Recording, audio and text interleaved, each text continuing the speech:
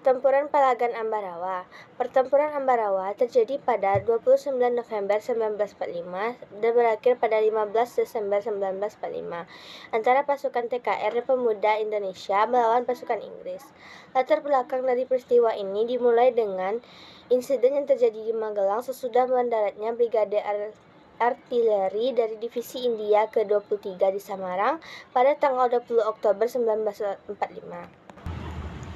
Oleh pihak RI, mereka diperkenakan untuk mengurus tawanan perang yang berada di penjara Ambarawa dan Magelang. Ternyata mereka diboncengi oleh tentara Nederland, NICA, yang kemudian mempersenjatai bekas tawanan itu. Pada tanggal 26 Oktober 1945 pecah, insiden Magelang yang berkembang menjadi pertempuran antara TKR dan tentara sekutu. Insiden itu berhenti setelah kedatangan Presiden Soekarno dari Brigadir Jenderal Battle di Magelang pada tanggal 2 November 1945. Mereka mengadakan perundingan gencatan senjata dan tercapai kata sepakat yang dituangkan ke dalam 12 pasal diantaranya sebagai berikut. Yang pertama, pihak sekutu tetap menempatkan pasukannya di Magelang untuk melakukan kewajiban melindungi, mengevakuasi tawanan perang dan terniran sekutu. Kedua, jalan raya Magelang-Ambarawa terbuka bagi lalu lintas Indonesia sekutu. Dan ketiga, sekutu tidak akan mengakui aktivitas NICA dalam badan-badan yang berada di bawahnya. Ternyata pihak sekutu ingkar janji. Pada tanggal 20 November 1945, di Ambarawa pecah pertempuran antara TKR di bawah pimpinan Mayor Soemarto melawan tentara sekutu. Pada tanggal 21 November 1945, pasukan sekutu yang berada di Magelang ditarik ke Ambarawa dibawa ke perlindungan pesawat tempur. Pada tanggal 22 November 1945, pertempuran berkobar di dalam kota dan pasukan sekutu melakukan pengeboman terhadap kampung-kampung yang berada di sekitar Ambarawa.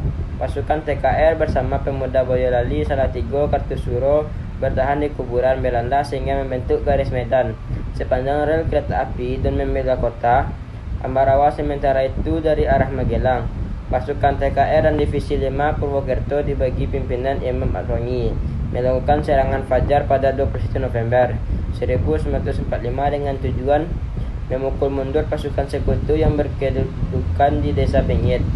Pasukan Imam Adrongi berhasil menduduki Desa Pengit sekitarnya. Sementara itu, Batalion Imam Adrongi meneruskan gerakan penggejarannya.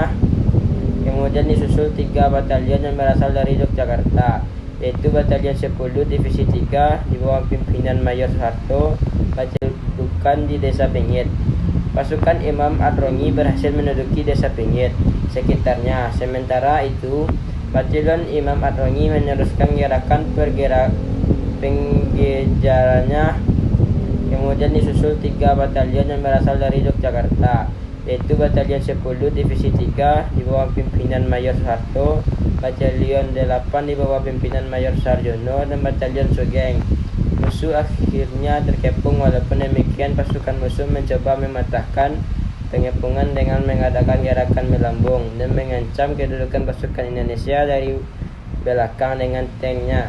Untuk mencegah jatuhnya korban, pasukan mundur ke Bedono dengan bantuan resimen kedua yang dipimpin oleh M. Sarbani, Batalion Polisi Istimewa yang dipimpin oleh Oni Sastromojo, dan batalion dari Yogyakarta. Gerakan musuh berhasil ditahan di Desa Jambu. Di Desa Jambu, para komandan mengadakan rapat koordinasi yang dipimpin oleh Kolonel Kohlan Iskandar. Rapat itu menghadiri pembentukan komando yang disebut Markas Pimpinan Pertempuran dan bertempatnya di Magelang. Sejak saat Ambarawa dibagi atas 4 sektor, yaitu sektor utara, sektor selatan, sektor barat, dan sektor timur. Kekuatan pasukan bertempur secara bergantian pada tanggal 26 November 1945. Pasukan TKR Purwokerto yaitu Letkol Isdiman gugur. Setelah mengetahui Isdiman gugur, maka pimpinan pasukan TKR Purwokerto turun langsung memimpin pasukan. Kehadiran Sudirman menambah semangat tempur TKR dan para pejuang yang sedang bertempur di Ambarawa. Kolonel Sudirman menyodorkan taktik perang speed kurang. Taktik ini segera diterapkan musuh, mulai terjepit dan situasi pertempuran semakin menguntungkan pasukan TKR. Sejak saat itu, pimpinan pasukan TKR Purwokerto dipimpin oleh Kolonel Sudirman. Situasi pertempuran menguntungkan. Pada tanggal 5 Desember 1945, musuh terusir dari Panyu Biru yang merupakan garis terdepan pertahanan. Pada tanggal 12 Desember 1945, dini hari, pasukan TKR bergerak menuju sasaran masing-masing. Dalam waktu setengah jam, pasukan TKR berhasil mengepung musuh dalam kota pertahanan. Kota pertahanan musuh yang terkuat yang diperkirakan berada di Benteng William yang berada di tengah-tengah kota Ambarawa.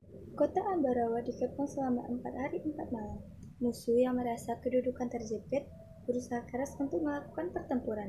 Pada tanggal 15 Desember 1945, musuh meninggalkan kota Ambarawa dan mundur ke Semarang. Pertempuran di Ambarawa ini mempunyai arti penting karena letaknya yang sangat strategis. Apabila musuh menguasai Ambarawa, mereka dapat mengancam 3 kota utama di Jawa Tengah, yaitu Surakarta, Magelang, dan Yogyakarta. Dalam pertempuran itu, pasukan TKR mengalami kemenangan yang gemilang. Menyambut kemenangan itu, Jenderal Sudirman yang masih berpakaian tempur langsung mengambil wudhu dan segera melakukan sujud syukur sembari berdoa, Allah ya Tuhan, Maha Besar dan Maha Kuasa Engkaulah sumber kekuatan dan kemenangan. Ampuni hamba-Mu yang lemah dan naif ini dan berikanlah kami kekuatan. Kemenangan pertempuran Ambarawa ini cepat menyebar ke pos-pos pertahanan TKR, bahkan sampai ke dapur umum. Hal ini semakin menambah semangat juang pada pejuang di medan tempur. Dengan kemenangan ini, nama Sudirman semakin populer sebagai komandan dan pemimpin TKR.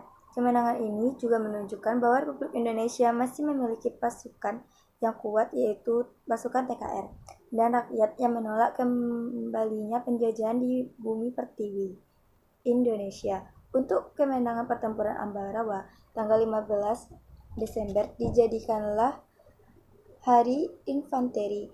Di Ambarawa juga dibangun Monumen Pelanggan Ambarawa.